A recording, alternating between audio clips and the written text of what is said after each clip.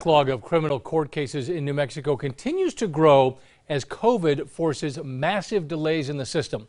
And prosecutors are worried those delays could weaken the cases against suspected criminals. News 13's Jamie Seymour is here tonight with those concerns. COVID continues to cause delays when it comes to jury trials, and not just by a week or two, but for months at a time.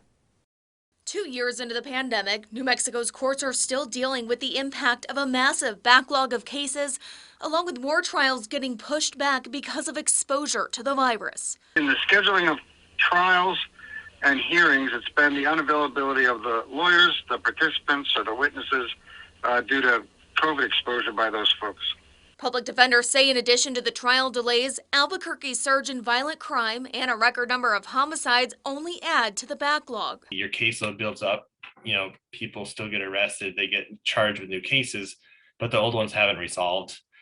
So you have this problem where you get more and more clients and you're trying to figure out when these trials are going to be. It brings about the question, if trials continue to be delayed, often years after the crime, could the cases against these suspected criminals start to weaken as memories of the crime gradually fade and witnesses move away or even die? There's a very real risk that the longer we delay in moving forward with some of these trials, that we're going to have these cases fall apart over time.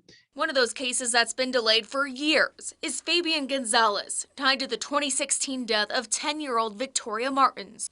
After years of delays and changes in charges, he was set to go to trial last week, but a COVID exposure has now moved the case along another 6 months. Maybe you thought like there were legitimate reasons to delay a case early on, and then it just kind of snowballs. All these things happen on top of it. Court officials in the state say while it's concerning to see trials delayed, they'll continue to work on getting jury members placed and proceed with trials as often as they can.